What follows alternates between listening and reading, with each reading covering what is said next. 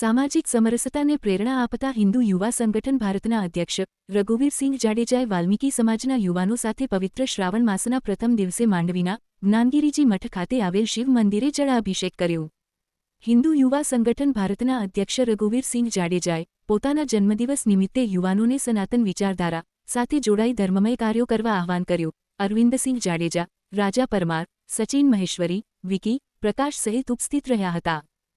આજરોજ શ્રાવણ માસના પ્રથમ દિવસે હિન્દુ યુવા સંગઠન માંડવી દ્વારા માંડવી ખાતે આવેલ નર્મદેશ્વર મહાદેવના સાનિધ્યમાં જળાભિષેક કરવામાં આવ્યો. મહાદેવને આ માત્ર જળાભિષેક નહોતો, સનાતન ધર્મ એ સમાનતાવાદી ધર્મ છે, બધાને સાથે લઈને ચાલવા વાળો ધર્મ છે.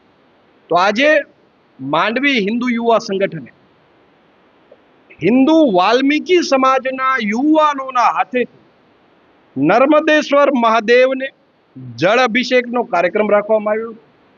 મેં આપને કીધું એમ કે સમાનતા અને સમરસતા એ સનાતન ધર્મના અભિન્ન અંગ છે.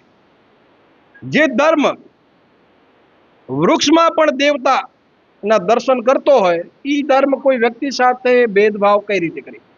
અને આ જ સંદેશો હિન્દુ યુવા સંગઠને પણ આપ્યો છે. 2019માં પણ કચ્છ અને ગુજરાતમાં શ્રાવણ માસ દરમિયાન અમે એસસી ભાઈઓના હાથે શિવ મંદિરોમાં જળાભિષેક કરાવેલ. અને આ વર્ષે પણ હિન્દુ યુવા સંગઠને આખા કચ્છ અને ગુજરાતમાં આ જ રીતે સમાનતા અને સમરસતાનો ધર્મના માધ્યમથી, ધર્મના માસના માધ્યમથી, શ્રાવણ માસ એટલે હિન્દુઓનો એક ધાર્મિક મહિનો છે જ્યાં પૂજા અર્ચન અને શિવની ઉપાસના થતી હોય. તો અમે આ મહિનાને સમરસતા, સમાનતા અને રાષ્ટ્રની એકતાનો મહિનો ગણાવી અને અમારા એસટી ભાઈઓના હાથેથી બધા જ શિવ મંદિરોમાં શિવ અભિષેકના કાર્યક્રમો રાખેલ છે. અને આ જ રીતે સમાજને સાથે લઈ, ધર્મને સાથે લઈ અને રાષ્ટ્ર મજબૂત બનાવવાની મુહિમ હિન્દુ યુવા સંગઠન અવિરત કરી રહ્યું છે.